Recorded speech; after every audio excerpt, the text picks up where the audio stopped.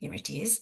And I want to introduce Itay Zandbank. Hello, Itay. Hi, it's great to have you here with us. And thank you for accepting my invitation. And you will present today what everybody is looking forward to, the Israel National Archaeological Database. Itay is the head of software development at the Israel Antiquities Authority. And the floor is yours, Itay. Thank you, Vered. Thank you for having me. So I'm Itay. I head the software development here at the IAA. I'll tell you a little bit about me, and then we'll talk about the IAA and our database. Over the past, actually, 35 years, I've been programming professionally, worked in all sorts of places. 10 years ago, 13 years ago, I started my journey into more academic fields. I spent a few years as a volunteer at the archaeological computerized lab in the Hebrew University. And then I started a company called the Research Software Company, or Chelem in Hebrew, which is I found very funny, but never mind. This company it was a software company, and we only worked with all our projects were in the academy, in all sorts of fields. And that's where I learned about digital humanities, and that's where I met Sinai and also Vered. And I did a few projects that were more related to us, to Israeli history. And I liked them more than the other projects. And I did one project with the IAA as an outside contractor. We'll touch it later. And 2.5 years ago, I joined the IAA. I came here. I was invited to build an archaeological Google. Basically, you find something, you take a picture of it, and then the computer tells you what you found. I did not do that. I don't think anyone can do that, but that was basically why they invited me. But here at the IAA, some people, definitely all the IT people, but also Yuval Baruch, who heads the archaeological, I'm not sure how to call it, but he heads all the archaeological operations at the IAA. He also puts a major emphasis on the data, and that prompted all of us to start working on our data. The IAA we are an organization of about 800 people. Half of them are archaeologists. We are responsible for all the archaeological finds in Israel, past, present, and future. We have more than 100 years of archaeology that we are responsible for keeping the data and the finds themselves. Every dig in Israel, every excavation in Israel requires a license that we issue, and every dig in Israel is required to report everything back to us, all the data, and every find also needs to come back to us. And we basically keep everything. We are a government agency, so it's not that we keep it. It belongs to everybody in Israel. It belongs to the state of Israel and to all the citizens, obviously. We are quite a large body. If we're talking about archaeology, we have more than 300 archaeological digs a year. That's a lot.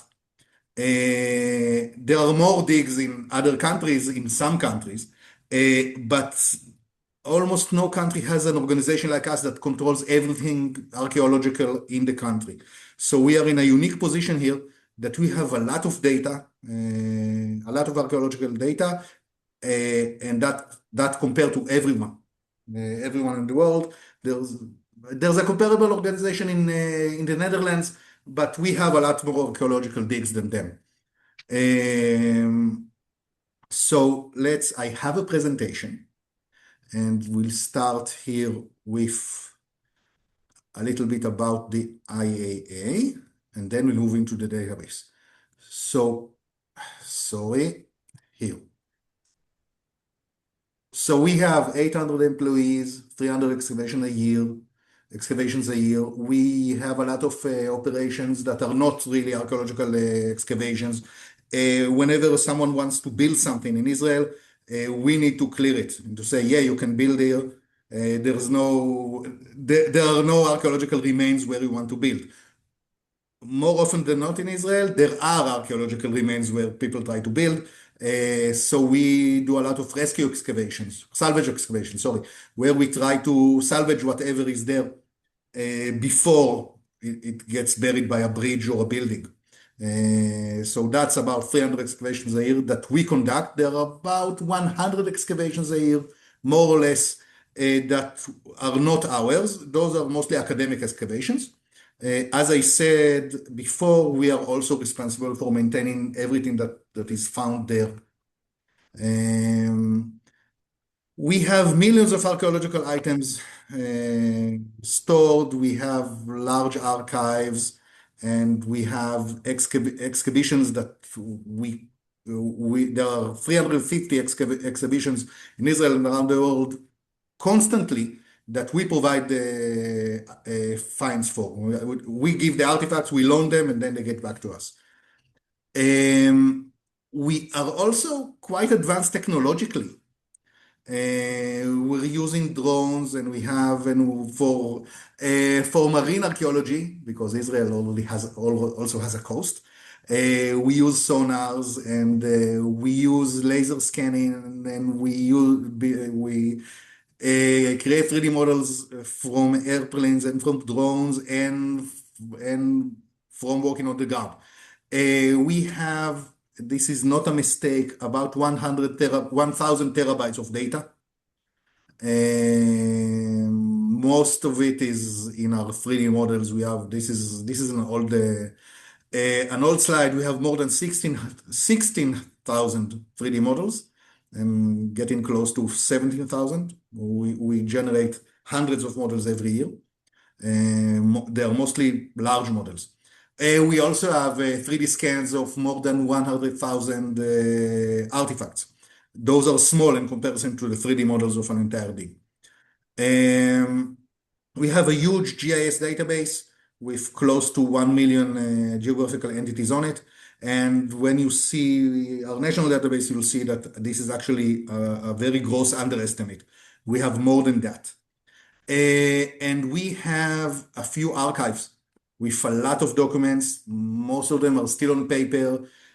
Over the past few years, we've been going through a very intensive digitization process of our main archive, the scientific archive. You will see some of it in the database today. So we have a lot of data. The problem with our data, oh, sorry, this is not what I want to talk about. Come on. No. The problem with our data is that it splits into many. It's not databases, it's repositories, but some of them are technological, some of them are digital, some of them are not. You can see here just a few examples. We have labs that generate a lot of reports. We have carbon dating, and we have XRF analysis, and we have many photographs taken in the labs. We have this one here. Do you see my mouse cursor? No, I don't think so. Oh. Yeah, now I can. Okay, so here, this is there's all the 3D scans of the artifacts we have. We have our old database system, which has a lot of data in it. We have thousands of academic publications. Some of them are accessible through our website. And in the last year, we started working with Digital Commons, so we have some publications there. But still, I think about 70% is not there yet. We have a library, and we have, I think, 6 or 7 different archives. We have our GIS system, which has a lot of data. We have a lot of images, more than 1 million images, digitized images. We have more that are still on some sort of film. And we also need to handle data that comes from universities and other research institutes because we are responsible for all the archaeological data in Israel. So we have a lot of different sources for data. In some cases, we have close to 1 million coins. About 200,000 of them have been analyzed. And while we have most of the data in this database in Menorah, some of the data for technical reasons that were relevant in the 1990s, but no one has had the budget to handle them since, some of our data about coins is written on 200,000 cardboard, a piece of paper, well, pieces of cardboard, 200,000 of them. We have drawers and drawers and drawers filled with cards. We have them digitized, but they are not searchable yet. This is mostly what's written on the coin because it's sometimes you have to draw it and sometimes you have to write it, but it's in Greek or it's in English or it's in ancient Hebrew script or it's in Arabic. And the early 90s, that was pretty hard to do before the days of Unicode. So we still have basically paper databases, and of course our archive, which has been going through digitization, but still there's a lot to go, a lot more to digitize. One of our archives contains 13,000 plans of archaeological digs. Um, I don't know how much of it has been scanned. I think not a lot, but we have a lot of different kinds of data. So, we wanted to, we started to think about how to handle all this data. I will tell you about the how later, but first let me show you our database. Our database, the National Archaeological Database, or המאגר הלאומי לארכיאולוגיה in Hebrew, is accessible. You can see the URL up here, but you can also search for it in Google, and you will find it. We have in the database, again, we should update it, almost 4 million database records, almost 1 million artifacts, over 1 million images. This is again over 16,000 3D models. We managed to track some of our work, some of the data to the people who created it, the excavators or the people who wrote to people who participated in the research or were part of the publications. So we have more than 2,000 researchers with attributions. So let's get in and let's see. So this is our database. It also works in Hebrew. And let's look at what we have. Let's look at one dig that was done in Modi'in. No, I wrote the number wrong. Let's hope it's this one. Let's see.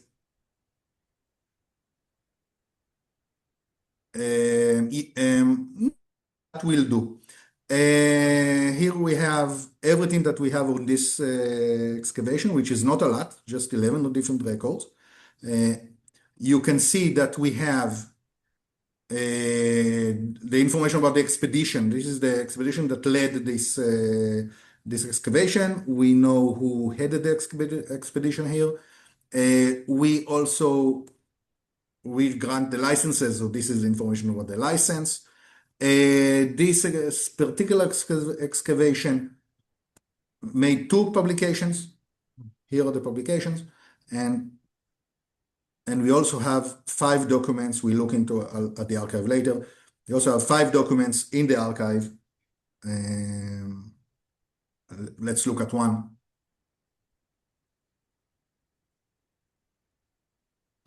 This is basically one of the documents in the archive describing each of the loci they had in the dig.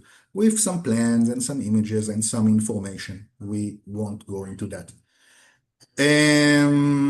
So what is let me search for the more interesting one, and if I don't, I'll just T2. Okay, let's hope this one is better. And if not, we'll just go on and I will apologize endlessly. Nope, it's the same. We have more information. As I said, we have almost 1 million artifacts. They come in all sorts of types of artifacts. Let's try looking for coins. So I will look for a coin, and let's look for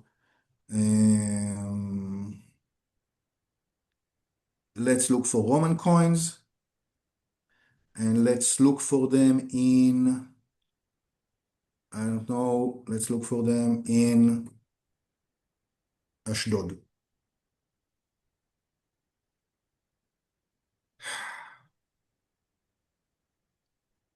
Whoa, no coins in Ashdod. Sorry about that.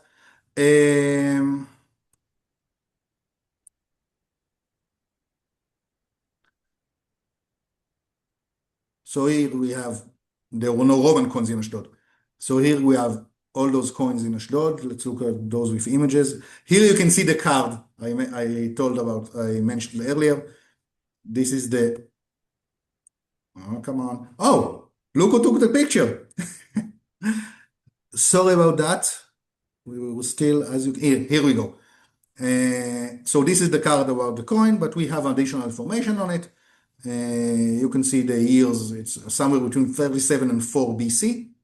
And a lot of information about it. We know the ruler at the time, which is actually how we date it. I mean, first they decide who the ruler is, and then we have the date. It's made of bronze. We have its weight and we have its diameter, and where it was found. This was the excavation. It was basket 460. So we have about 1 million of those, and we can also search for the work of someone. Let's look for Gabi Barkai.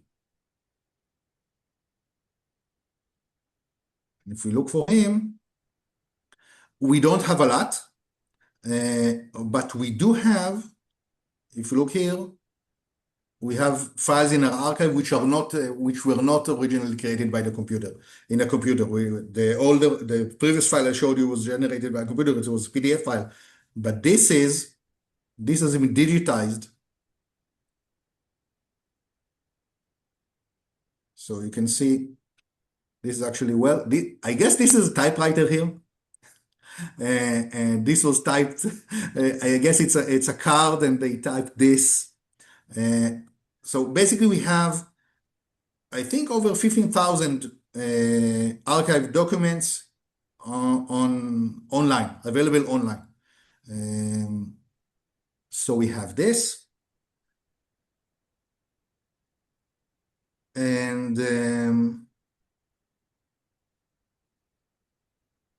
And so basically we have a lot of this. We can do other things as well.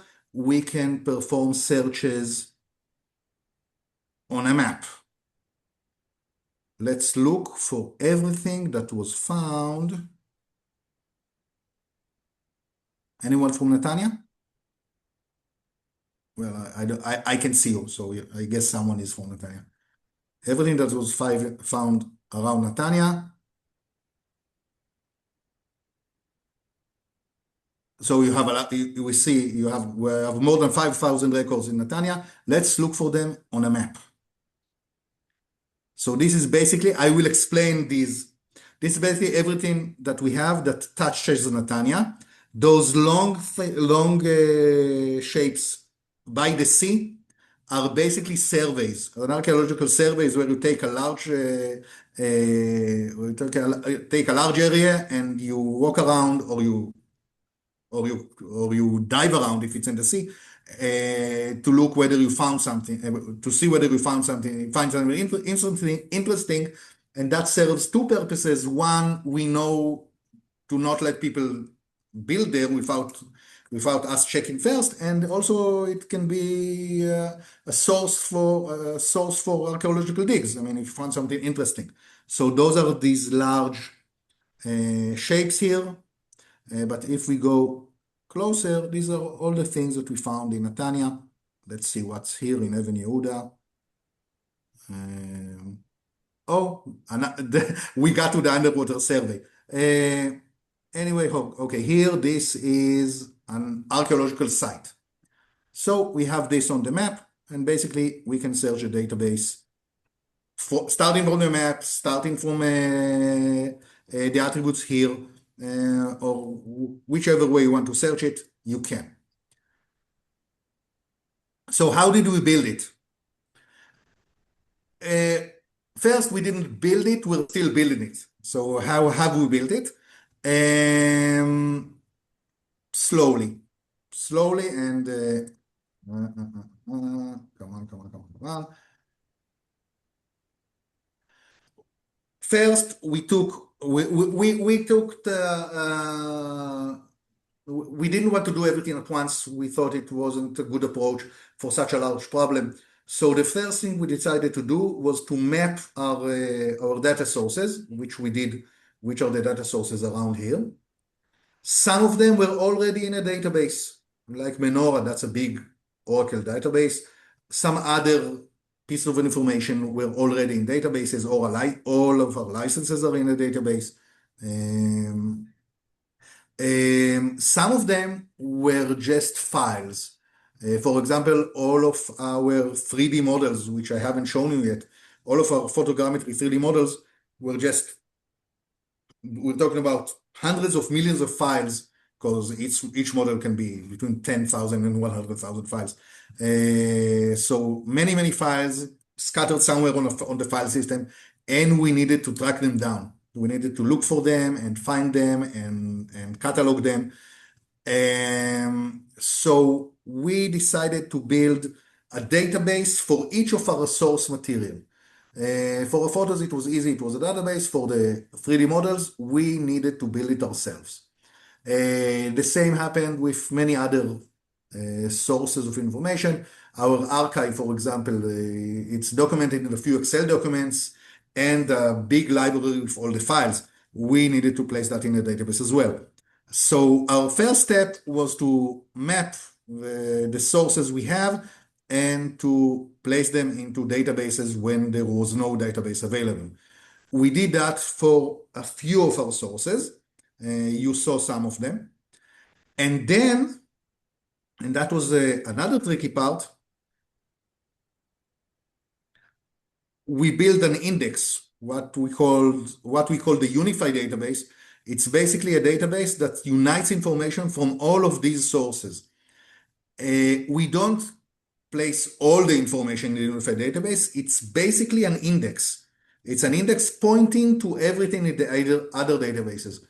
We look at the source databases and we look at the archaeological entities in those databases, and each entity gets a record in the unified database. And in it, it gets its attributes in a relatively uniform format. For each entity, we know where it came from, which database, and the ID in that database. We know where it came from on the map. I mean, we have its geolocation. We know if it has some text associated with it. For example, a publication, all the publication text is a text of the entity. If we look here again, here, you see this is a description, license W20, all this is also text in the database. So all the text associated with the entity is here as well. And we also have thesaurus tagging. We have a pretty large thesaurus of many different categories of information. For example, here we're looking at the periods. We have, I guess, about a few hundred periods in the database. Iron Age, is divided into Iron 1 and Iron 2, and Iron 2 is divided into Iron 2A, B, and C. And here, if there are archaeologists around, you can see it's a little bit messy. So this is the thesaurus for the periods. We have thesaurus information for artifact types. We have objects, but we divide them into art and transport and tools and so on. We also have materials, which was a source of some confusion today. We have stone and metal and organic, and these are all categories and subcategories, and we have basically a hierarchy. It's not very deep. It gets to at most 6 levels. So we have a lot of our data is already tagged using terms from the thesaurus. And we use this thesaurus to make searches a lot more efficient, because I don't need to worry about whether it says iron I like here, or iron 1, or just iron. Everything is tagged. There's an ID behind this. Everything is tagged to the ID. It was this way when we came here, when we started, and it saved us a lot of work. If we look here, we can see all the terms associated with this jar. All these terms these are basically, all these are tagged through the thesaurus, and it's been done by hand by our experts over, I guess, 60 or 70 years for 1 million artifacts. And we still have a lot to go. So every entity in the unified database has its thesaurus tagging, some text, its location, its description, and its type. And that allows us to perform searches and find artifacts from the national treasures, or expeditions, which is just another kind of entity, or licenses, or archive files. Each of these is an entity. It also lets me do some searches that are text-based. For example, let's look for, sorry for the Hebrew, Shir HaMa'alot. Let's look for that. And now we see we don't have a lot of Shir HaMa'alot here, but this is another kind of source we added recently, and I'm very excited about it. We have the Dead Sea Scrolls. We have about 20,000 fragments, maybe more, on our database. And we also have their text, some of their text. The text is not our work. It was created in Göttingen, in the University of Göttingen, in a project they once called QVB, and now they call it Qumran Digital. They did an amazing job on it. And the text itself is available under the Creative Commons license. So anyone can use it. But I don't know how many decades it took them. Again, they did an amazing job, and we integrated it into our database. So now, for actually the first time, you can you can do a text search on the scrolls and find fragments with something you looked for. For example, here is Shir HaMa'alot. And if you look at the fragment, we can zoom. I saw Jonathan Bendov was here. This is basically from SQE. Those are the same images used in the SQE. Still here, to that. Yeah. So, and these are still the images from SQE from the same server. I will discuss the technology soon.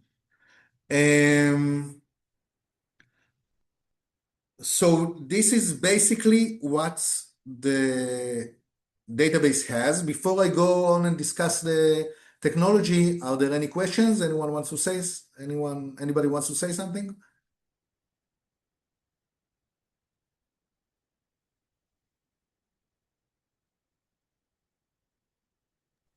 I guess not.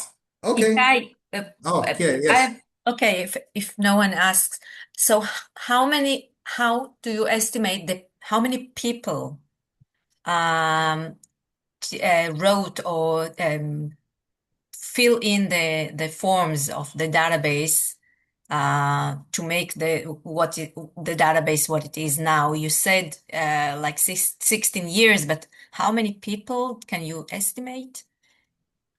I didn't say 16, I said 60. 60. Uh, I actually don't know. I guess hundreds. If you look at all the work done over the years, well, I guess also thousands, because if you look at our archive, it contains documents from all the excavations ever done in Israel. Um, so we're talking about thousands of people. And the tagging on the national treasures, there are about, I think there are 15 people there now. So over the years, also about 100, I guess.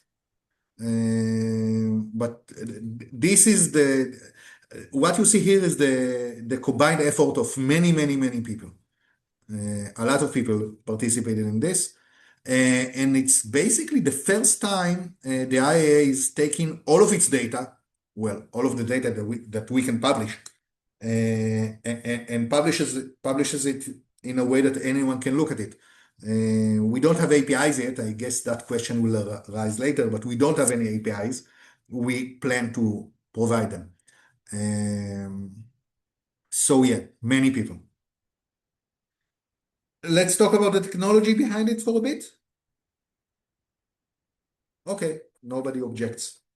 So everything you see here is stored, most of our data is stored in SQL databases. We chose Postgres because it's open source. Our current database for our own internal systems is Oracle, but we are in a transition of moving to Postgres as well. The unified database you see right now is on SQL Server, but in a couple of weeks we're going to release the new version, which uses Postgres and Elastic for the text searches. And half of what you see is on the cloud on GCP. Half of it is on-prem. All the images you see are on the cloud. Some of the code, the front is on the cloud. The backend is still local, but it will be on the cloud soon. And we do use one service for IIIF images. Those are the image you see here.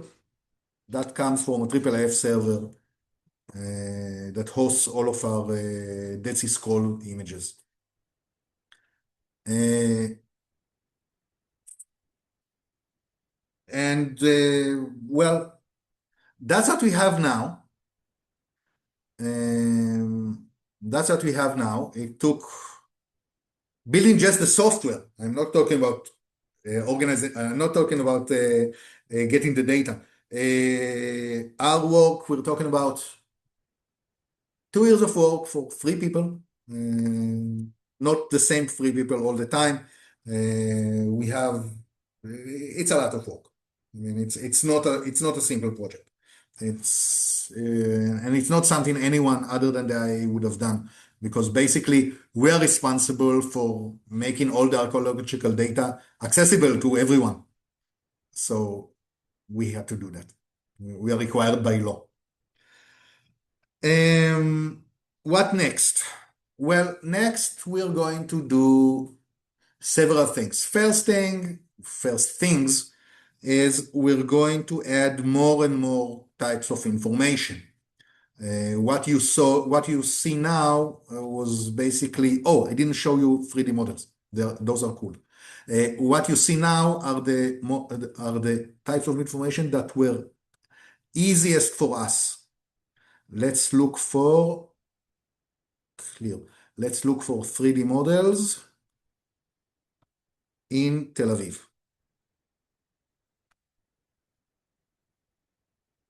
No, Tel Aviv.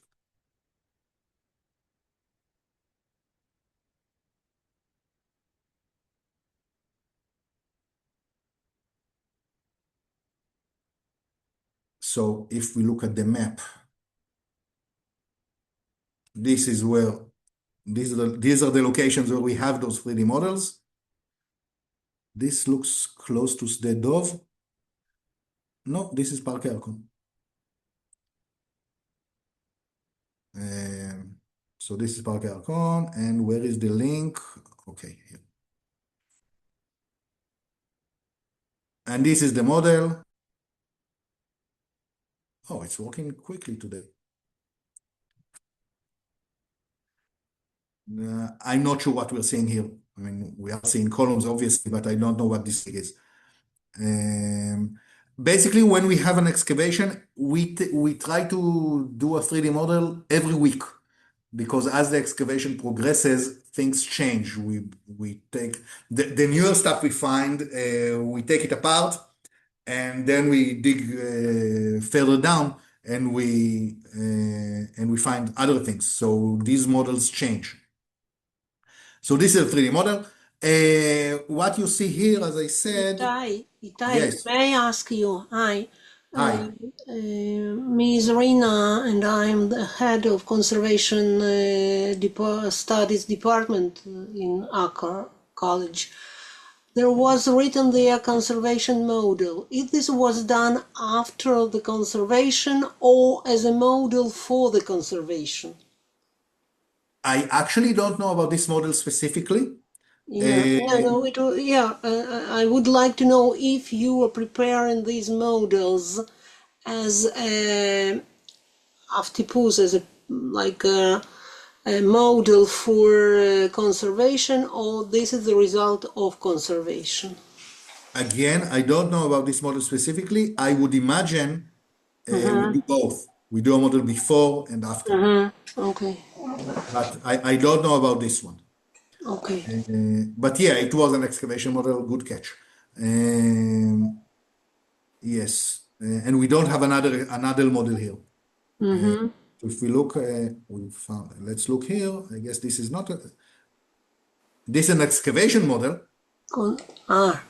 This is excavation. And This is excavation model. This is what I asked. Yeah, there is this a is an difference. excavation model. Yes, it's a much smaller site, obviously. Yeah. So this is an excavation model. But I don't know if our conservation models that you have here are just post-conservation or maybe. No. Do you keep also excavation model aside of conservation model? Because it is like now in the previous display we have seen after post-conservation. And there before, this is a different size, but it is very, very interesting, for example, to have the both. Yes, again, I don't know in which site. If you can look here at the table, here we have two models for the same site. Okay. This is very interesting. Yeah, Yes, excavation. and Okay. based on the date, I mean, we do have an issue. We'll talk about challenges later, but basically one of our challenges is that the data is not very well organized. Okay. So I don't show you anything else about the model because I don't know anything else about the model. Not because I don't want to know, but because it's not written anywhere. Okay. I mean, back 5 years ago, someone sent this model to the excavator and told him, well, this is the model you wanted from this area. Okay. But this information is now lost. We are actually working on trying to make sure this information will not be lost in the future, but past information of this kind was already lost. So most of our models are excavation models. Yeah. Oh, here, Jaffa Port, that's a Jaffa Port, yeah, this is what I saw, yeah. This is conservation, and there is no... Yes. And I would guess it's done post-conservation. This is post-conservation. Yes. So yes, we have many models. So our challenges, here you have all of our different sources you have now. Dana is our current excavation management software. It's an old piece of software. We are in the process of replacing it. It was developed with FileMaker, which makes it almost impossible to extract data from it. If anyone around you wants to use FileMaker, tell them no. FileMaker is the devil. Don't use FileMaker. If you use FileMaker, your data will be lost forever. I mean, it will be inside FileMaker, but that's it. So don't use FileMaker. So we have all those different sources of information. We have about 15. We want to add more. We want to add more types of information. We also want to enrich our existing sources from other places. For example, we have, and we are, I guess, and we're going to release them in about 3 months. We have a few hundred of conservation reports of how a site was conserved. And we're going to release them. I think 300 or 400 of such reports are going to be released. I'm not sure yet. That's easy. Basically, PDF files, we just need to catalog them, and that's easy. We have, other than excavations, there are also surveys. I mentioned them earlier when you saw those large shapes. We have a lot of information about the surveys other than their existence, including in hundreds of places what was found in each survey. So we want to collect this information from 1, 2, 3, 4, 5 different sources, 5 different systems, and place them all here so anybody can see what was found in those surveys. We have additional archives we want to include. There is already the British archive from before 1948. It's already online, but it's not part of the National Database website. We're going to incorporate it, I hope this year, I'm not sure. We have all those 13,000 plans I mentioned before. That's another archive we are going to incorporate. But we also have additional information that we want to extract from publications. Let's look at a publication. I happen to have one. This publication was published in Chadashot Archaeologiot, on my birthday, a week ago. And these are the short publications. I mean, look at it, it's really short. What we have here is things that right now are only stored in publications. These are small plans of the site. Right now, if you want to look for plans where is this? In Akko. If you want to look for plans of excavations in Akko, what you have to do is look for all the publications and go one by one. You have here DOI. What? You have here DOI of the publications. Yes. Yes, that's DOI for other publications. I don't think we have a DOI for Chadashot Archaeologiot yet. We are working. No, it's local. It doesn't have. Okay. No, we are working on it. I'm not sure if we have it for this publication, but it does. But the DOI, once we upload everything to Digital Commons, everything will have a DOI. So this is a plan, and this is another plan, and it's just you simply can't see all the plans in a certain place. You can't. You have to go publication by publication, book by book. On Digital Commons, we have, I think right now we have 40 or 50 books that have been published years after an excavation, and those are big publications, and those also have plans. We want to get all of them and place them in the national database. Another thing we have, another plan. Another thing we have is, where is it? Oh, here we have plates of pottery finds. We have, I mean, the most abundant find you have in our archaeological excavation in Israel. I guess I'm pretty sure elsewhere as well, but here is pottery. That's what you find, and most of it remains on site. Nobody takes it. We take the interesting part, the archaeologists, they take the interesting finds, And those that warrant publication are published this way. I mean, what you see here are profiles of vessels. I don't know which one. I can't tell you what each of it is, what each one is, but that's how they're published.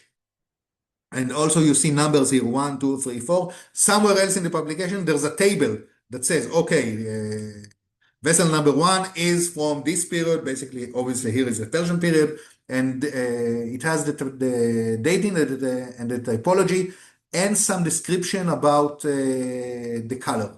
This is black and white. We are going to look for all these plates. And again, these plates are only found in publications. We don't have a database of all the plates. We do have some of them, but we just have the images without the table that says, okay, this image is a plate. So we want to extract all this information from all of our publications and have it in the database. So when you look for Persian pottery in Akko, you will find this, and you will find other types of other Persian pottery finds from Akko, not just this. This is going to be a very interesting task. We also have the same issue with coins. We have, I guess, about 20, 30,000 coins have been published in what we call coin catalogs. These catalogs are basically tables of information about coins, and they also include the text on the coin, the writing of the coin, what we don't have in our database. So the low-hanging fruit of getting the text from the coins is to extract it from the catalogs. Last week, we did a small pilot, and we managed to extract catalogs from publications. Now we need to turn this into another source of information. And I think what is going to be our hardest task, but I think it's going to be the one with the highest returns. It will be the most effective. Let's look at this paragraph here. There's a figure, but the foundations of 2 walls and a plaster floor of a building were exposed. In this little paragraph, I have 2 walls, a floor, and a building. If I want to look at all the floors found in Akko, I want to know, this is a floor found in Akko. I want to go over all the text, and we want to extract all the information about all the archaeological finds described in the text. For example, those 2 walls are referenced here as well. So when we look for a wall, I want to find I want to find 2 walls here. These are the numbers, and this is the information about them. This is a mighty big task, and hopefully with the advanced in LLMs, we will be able to do it, because 3 years ago, I wouldn't have dreamed about trying to do anything like that. Itay, Yes. are you planning to enter, because of your material section here, to make an input to material analysis, because Israel Antiquities Authority makes a lot of research with chemical and mineralogical analysis. I know, yes. Do you want to put the results inside this catalog, because it could be very, very helpful? Yes, I do. That's actually the next item in the list. I do. The problem we have is getting all the data. Okay. It's not very well organized. For example, the IAA has paid for thousands of carbon dating samples, and we don't have, other than the receipts, we don't have the results. I mean, the Weizmann Institute, which does this, there's a lab there that does this, the analysis. The email goes back to the excavator and not back to us, although we pay for it. So the only place I can get this data from is publications as well. We have, I don't know how many petrographic samples, Yeah. I guess Good. over 20,000, but they are on slides of glass Mm. with some data in an Access database and some in folders. I'm not sure how to handle this yet, but yes, we want to Yeah. do that as well. Okay, thank you. Yes, we have some XRF, the XRF samples examinations we do. Those are easier because those have been done recently and they're more organized. So maybe they'll come first. Okay. Itay, maybe we will wrap up unless people can, of course, ask questions anytime. And Well, there's just one more thing I wanted to show you. let's do that. Yes. And that is how we're playing with AI. What I'm going to show you, and that's why I'm turning around, is not released yet. I'm not sure when we're going to release it. Hopefully in a couple of months. And that is our AI search. It's actually the first time trying it. Well, the third time. The first two were in preparation for this in English because we only tested it in Hebrew, but show me 3D models in Tel Aviv.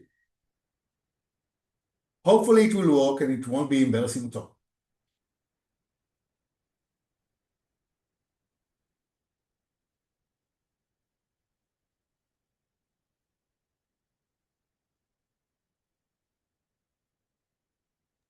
It's What a slow. surprise. This is What our a development surprise for server.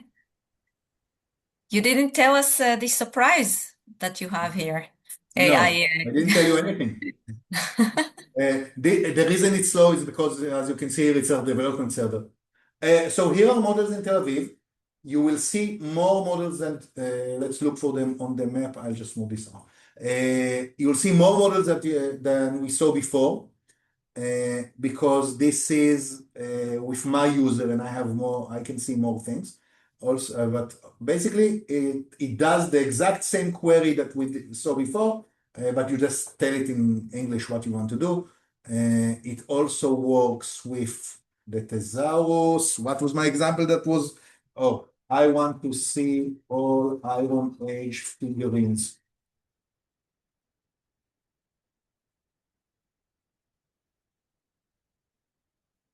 So it's nice. I don't think it's a game changer. It's just cool. Because basically you can do the same thing here. But it works and LLMs are nice. Let's look at stuff with images. Again, the images come from our dev server, so everything is slower. But here you can see Iron Age, that's Iron 2. And basically those obviously figurines. So we've been playing with a little AI as well. Amazing. Thank you. But can you point again how we get to this place where we search AI? With the AI, once we release it, it will be okay. very easy to find. Right now, you need to come here and ask me to open it for you. Okay. Amazing. It's not ready yet. I mean, it works half the time, the other half, it's a bit embarrassing. We can't release it like that. Okay. Okay. Let's open the floor for questions. We have a few more minutes with Itay.